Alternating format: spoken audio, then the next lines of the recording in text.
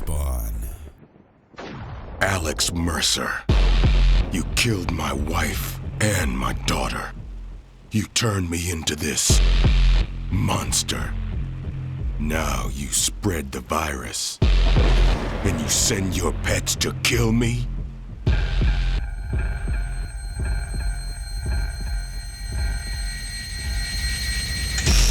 Sure, so the story so far is you're Sergeant James Heller, you're a brand new protagonist, and basically you've come back from the war, and you've come back to your city destroyed, and your wife and your daughter are dead to the hands of Alex Mercer and the virus.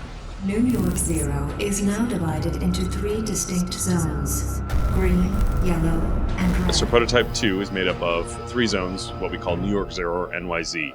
And New York Zero comprises the green zone, which is the home base of Blackwatch. It's a militarized zone. It's life as normal as it gets. It's the farthest away from the red zone, which is hell. You've got the yellow zone, which is where people escape the red zone. It's a series of shanty towns. It's overcrowded. It's overpopulated. It's also where Gentek performs most of their human experiments. And then you've got the red zone, which really it's the virus in full force. Blackwatch is barely holding ground, and it's Alex Mercer's playground. Blackwatch is a government agency, and they're basically tasked with containing the virus.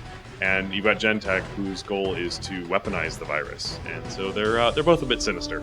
One of the new abilities that Heller has that Mercer didn't have is the ability to send out a pulse through the world and actually utilize that to hunt his own targets. Instead of identifying those markers, those targets for you, basically Heller will use that pulse, narrow in, basically finding those targets and consuming them. So it just allows the player to really drive their own narrative. It's on us! It's on us! Come on, turn!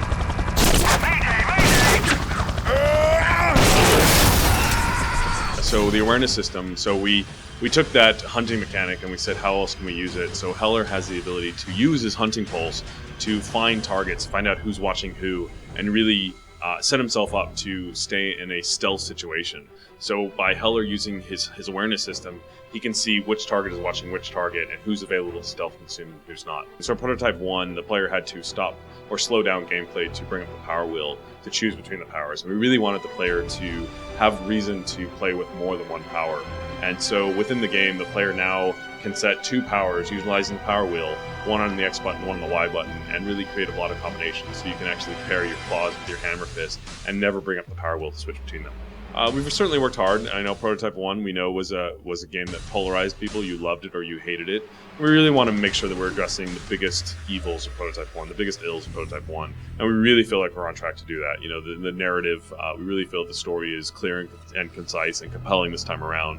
The conspiracy is still there for those players who want it, but it's underneath the main storyline, which is just about going after Alex Mercer and taking back your city and getting revenge for the loss of your family.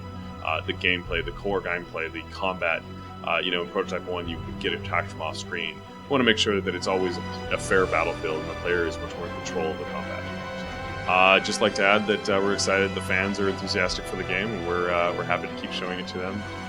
Be available April 24th, 2012 worldwide for Xbox 360, PS3, and the PC SKU.